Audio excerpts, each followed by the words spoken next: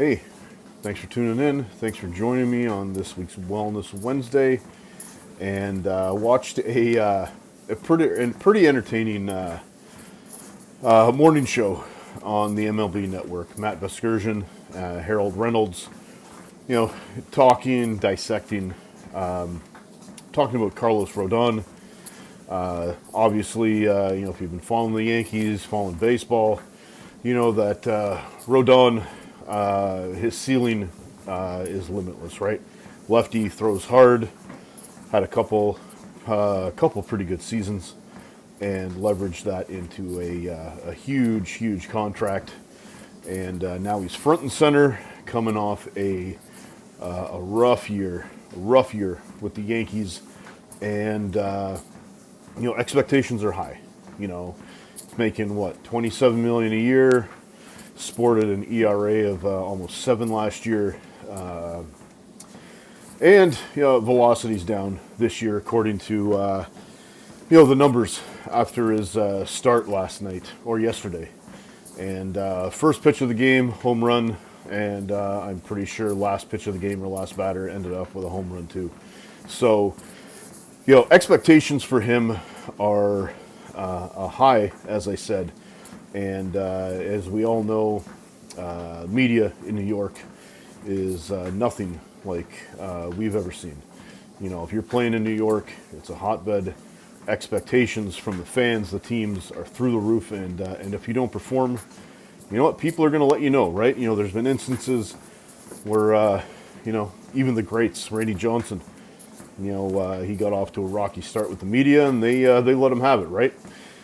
Kenny Rogers, he had his stint with the Yankees, and it did not turn out well once he left New York.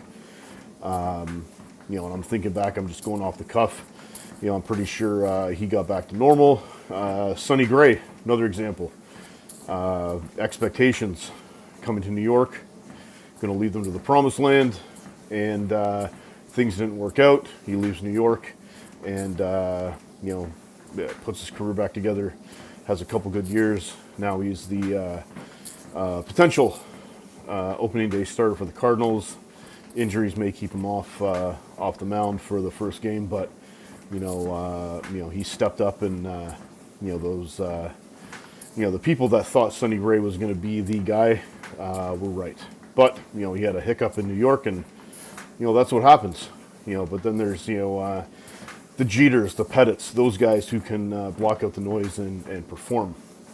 But during the broadcast on the MLB Network, I think it was Matt Vasgersian said, big props, impressed that Rodon was talking to the reporters after, and taking responsibility for his poor start and what he has to do to execute. And Harold Reynolds jumps in and says, the guy's making millions of dollars. He should be able to talk to the media after the game.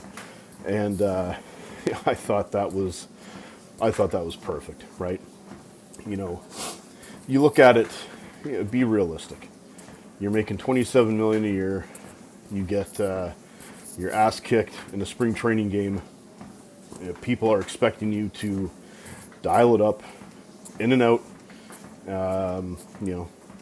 Do what you got to do, right? You're a number one starter.